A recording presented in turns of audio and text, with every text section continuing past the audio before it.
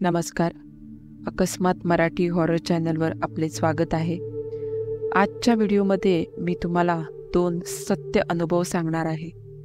त्यापैकी पहिला अनुभव आपल्यासोबत शेअर केला आहे सुमित सरवदे यांनी, तर दुसरा अनुभव किरण मोरे यांनी शेअर केलेला आहे. दोन्हीही अनुभव अत्यंत थरारक, भीतीदायक असून उत्कंठा वाढवणारे आहेत. तरी व्हिडिओ शेवटपर्यंत नक्की पहा. तसेच जर तुम्ही या चॅनलवर नवीन असाल तर चॅनलला सबस्क्राईब नक्की करा आणि सोबतच बेल आयकॉनवर देखील क्लिक करा, जेणेकरून तुम्हाला अशाच नवनवीन थरारक कथांचे नोटिफिकेशन्स मिळत राहतील. उन्हाळ्याचे दिवस होते. गावात पाण्याची खूप टंचाई होती. माझ्या पहिल्या मुलाच्या जन्माच्या वेळी काही नातेवाईक आणि सासरवाडीचे लोक माझ्या घरी आले होते. त्यांच्यासाठी पिण्याचे, आंघोळीचे आणि वापरायचे पाणी भरपूर लागायचे. ज्या विहिरीतून पाणी आणावे लागायचे ती विहीर माझ्या घरापासून साधारणतः 1.5 ते 2 किलोमीटर अंतरावर होती. त्या विहिरीला पायऱ्या किंवा पाणी शेंदायला रहाटही नव्हती.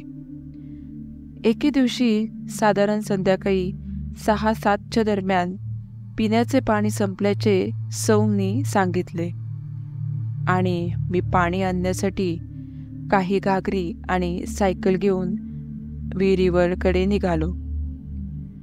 विहीर ज्या ठिकाणी होती ती जागा अगदी ओसाड आणि भयाण होती. दिवसा कोणते चिटपाखरूही तिकडे फिरकत नसायचे.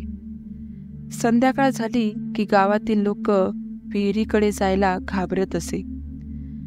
जवळपास 9-10 परस खोल असलेली विहीर. पाणी काढताना जीव नको नकोसा व्हायचा. विहीर बांधलेली नसल्याने बऱ्याचदा पाणी ओढताना पायाखालची माती ढासळायची. पण अशा जीवघेण्या प्रसंगीही नाईलाज असल्याने मी अत्यंत काळजीपूर्वक पाणी काढत होतो. त्या भागात मी एकटाच होतो, त्यामुळे मला थोडीफार भीतीही वाटत होतीच. अंधार होत होता. रात्रीचे 7-8 वाजत आले असतील. मी माझ्याच नादात पाणी ओढत होतो, पण अचानक कोणीतरी माझ्या पाठीमागे उभे असल्याचे मला जाणवले. माझ्या अंगावर अक्षरशः काटा उभा राहिला. मी मागे वळून पाहिले तर पाठीमागे गावातील आप्पा उभे असल्याचे दिसले. त्यांना अचानक पाहिल्याने त्या पायऱ्या नसलेल्या विहिरीत मी पडता पडता वाचलो.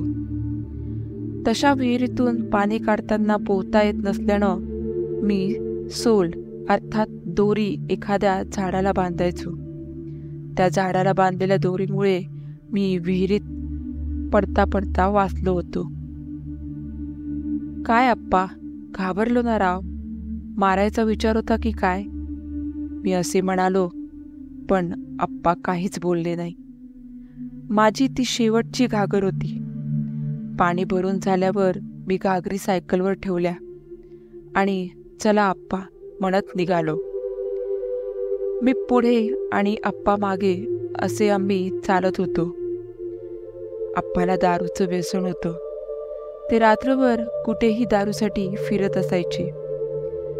मी गप्पा मारत होतो, पण रस्त्यात आप्पा मात्र काहीच बोलत नव्हते.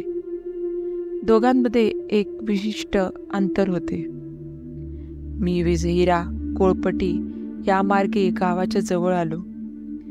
समोरून गावचे ग्रामदैवत, कुलदैवत श्री ज्योतिबाचे देवस्थान नजरेस पडले. काळाकुट्ट अंधारात समोरचे मंदिर प्रकाशमय दिसू लागले. कोणत्या तरी विषयावर बोलता बोलता काय आप्पा म्हणत मी पाठीमागे पाहिले तर आप्पा गायब. नक्कीच प्यायला गेले असतील म्हणून मी त्याकडे दुर्लक्ष केले आणि गाणे गुणगुणत गावाकडे निघालो. वाटेत आप्पाचे घर लागले. तिथे मी पाहिले की आप्पा गाईची धार काढत आहेत. मला धक्काच बसला. आतापर्यंत आपण आप्पाला बोलत आलोय आणि आता हे इथे धार काढतायत. मला जरा आश्चर्यच वाटले. तसे मी त्यांना विचारले असता ते म्हणाले, नाही, मी तिकडे गेलोच नाही. उलट मी आत्ताच गावावरून आलोय. खोटं वाटत असेल तर विचार हिला. त्यावर त्यांची बायको म्हणाली, हो, आम्ही दोघेही आताच आलोत. पोरांना गाई धारा काढू देत नव्हती म्हणून आलो, नाहीतर पाहुणं किती आग्रह करत. माझं लक्ष काही केल्या त्यांच्या बोलण्याकडे लागेना. त्यांचे बोलणे हळूहळू आवाज कमी होत जावा तसे यायला लागले. मी घामाने पुरता डबडबलो होतो. घसा कोरडा पडला होता. कसाबसा मी घरी आलो. घागरी उतरवल्या आणि धाडकन चक्कर येऊन पडलो. घरचे सर्वजण घाबरले. त्यांना वाटले दिवसभर उन्हाताणात पाणी आणल्याने चक्कर आली असेल. मला सणाणून ताप आला. तेवढ्यात माझी आजी म्हणाली, ह्यो काय वकूत हाय वय पाणी आणायचा? आधीच ती जागा लई बेकार हाय. मला घरच्यांच्या सगळ्यांच्या गोंगाटात आजीचं बोलणं स्पष्ट ऐकू येत होतं. थोड्या वेळानंतर गावातील एक वयोवृद्ध म्हातारी आजीला बोलवण्यात आलं. तिला आम्ही सर्वजण पुकामाय म्हणतो. ती अजूनही हयात आहे. तिनं माझ्याकडे पाहिलं आणि गळ्यातील कवड्याची माळ काढून माझ्या अंगावर फिरवू लागली. मंत्र म्हटल्यागत ती डोळे बंद करून काहीतरी पुटपुटत होती. असे तिने जवळपास 5 ते 10 मिनिट केले आणि एक निष्कर्ष काढला, याला अच्युत मागं लागलंय. मला जसा अनुभव आला होता तसा हुबेहूब त्या बुकामाईनं सांगितला. अच्युत म्हणजे आमच्या शेजारी राहणारे माझ्या मित्राचे वडील. 25-30 वर्षांपूर्वी वीज पडून मरण पावले होते. अजूनही त्यांचा अतृप्त आत्मा भटकतो आहे असे गावातील लोक म्हणतात. तो बऱ्याच जणांना वेगवेगळ्या रूपात प्रत्यक्षात दिसतो म्हणे. तेच मला देखील दिसले होते.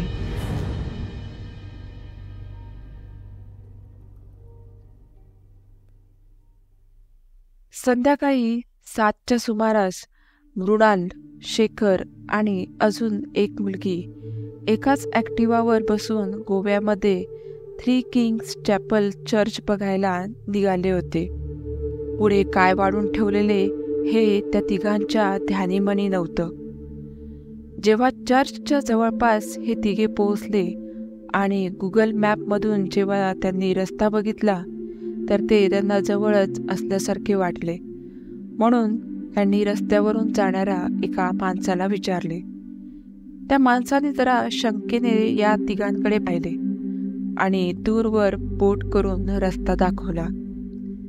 त्या रस्त्याने ॲक्टिवाची स्वारी पुढे निघाली. पुढे जाऊन शेवटी ते तिघे एका डेड एंडला जाऊन पोहोचले. पण रस्ता काही मिळाला नाही.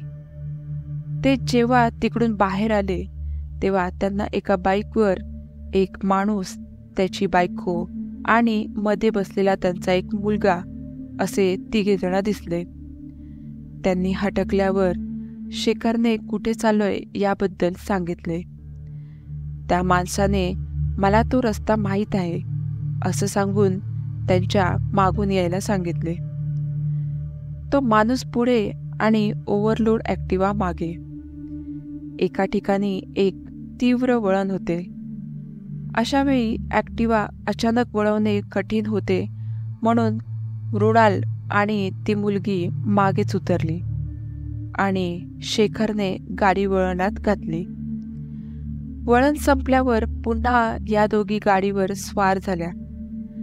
पण तेवढ्या वेळेत पुढचा माणूस बाईक घेऊन भरपूर पुढे निघून गेला होता. पुन्हा हे तिघे वाट चुकल्यासारखे त्या निर्मनुष्य रस्त्यावरून जात होते आणि तेवढ्यात त्यांना एक गाडी दिसली. गाडीवरच्या माणसाला चर्चबद्दल विचारताच त्याने एक वेगळा कटाक्ष सोडला आणि दिशा दाखवली. ॲक्टिवा घेऊन हे त्रिकूट पुढे निघाले. थोडे पुढे गेल्यावर त्यांना तो बाईकवाला दिसला. तो कदाचित यांच्यासाठी थांबला असावा. त्याने एक वळणावर जाणारा रस्ता दाखवला आणि तो दुसऱ्या रस्त्याने निघून गेला. आता तो रस्ता यांना चर्चकडे घेऊन जाणार होता. दोन्ही बाजूंना जंगल आणि निर्मनुष्य सुनसान रस्ते. अशा परिस्थितीत मृणाल थोडी घाबरली होती.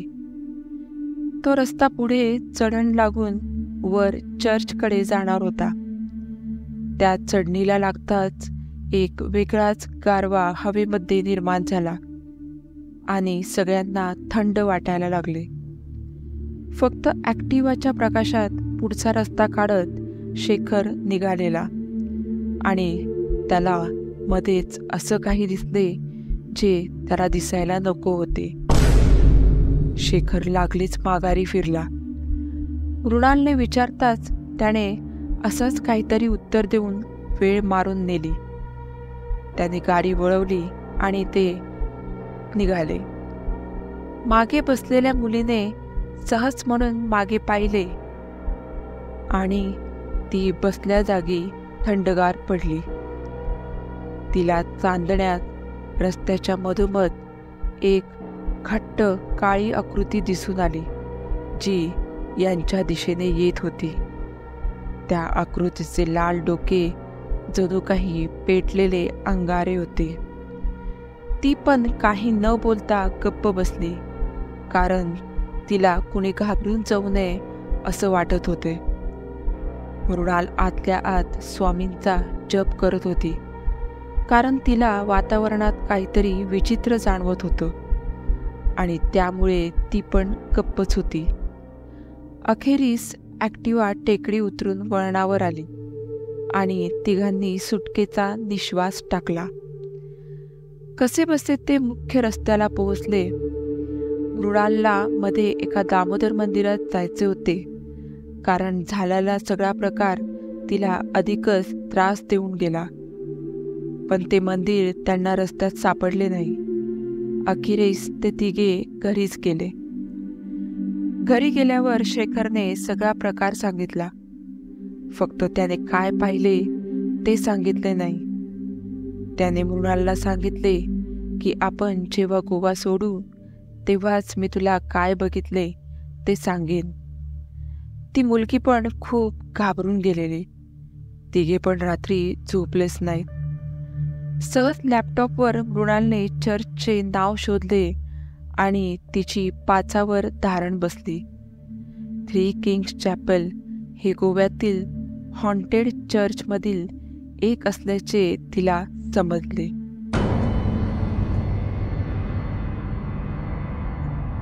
तर मित्रांनो, तुम्हाला आजचे हे 2 अनुभव कसे वाटले हे मला कमेंट करून नक्की सांगा. आणि व्हिडिओ आवडला असल्यास चॅनलला लाईक आणि सबस्क्राईब नक्की करा. भेटूया पुढच्याच एका अशा थरारक व्हिडिओमध्ये.